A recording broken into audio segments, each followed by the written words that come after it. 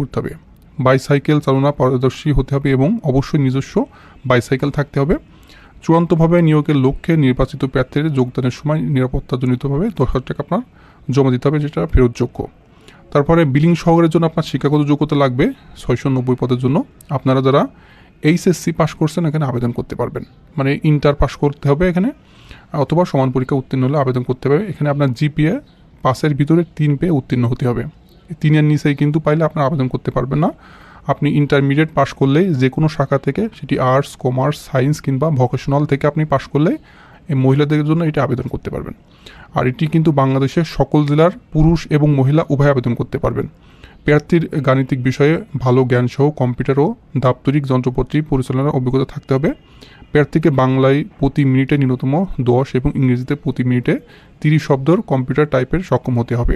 ঠিক আছে, এই বিলিং সহকারী ক্ষেত্রে লাগবে। আর মিটার রিডারের ক্ষেত্রে আপনার এখানে পল্লী বিদ্যুতের বেতন কাঠামো 2016 অনুযায়ী 14,700 থেকে আপনার, এছাড়াও চুক্তি অনুযায়ী অন্যান্য ভাতাদি এখানে পাবেন। খুবই ভালো একটি চাকরি, আপনারা এটি অবশ্যই আবেদন করবেন। এবং আবেদন করার নিয়ম আমি বলে দিচ্ছি। আপনি আবেদন করার ক্ষেত্রে আপনার অফিসিয়াল ওয়েবসাইট BREBAS.tilto.com BD ওই ওয়েবসাইটে যে আপনার আবেদনটি সম্পন্ন করতে হবে।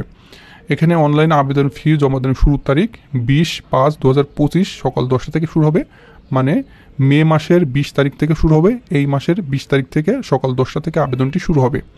এবং 1 নম্বর প্রার্থীর জন্য আপনার পরীক্ষার ফি বাবদ 100 টাকা এবং টেলিটক চার্জ 12 টাকা, মোট 112 টাকা খরচ হবে। এবং 2 নম্বর প্রার্থীদের জন্য আপনার 56 টাকা আপনার টেলিটক চার্জ বাবদ খরচ হবে। ঠিক আছে, এই মিটার রিডার কাম মেসেঞ্জার চুক্তিভিত্তিক এটির ক্ষেত্রে। আর এটি কিন্তু পরীক্ষা এমসিকিউ এবং রচনামূলক হবে, এবং এমসিকিউ রচনা, এবং এটির শেষ তারিখ আমি বলে দিচ্ছি, শেষ তারিখ হবে 2/6/2025 বিকাল 5টা। এরই আগে অবশ্যই আবেদনটি সম্পূর্ণ করে নেবেন।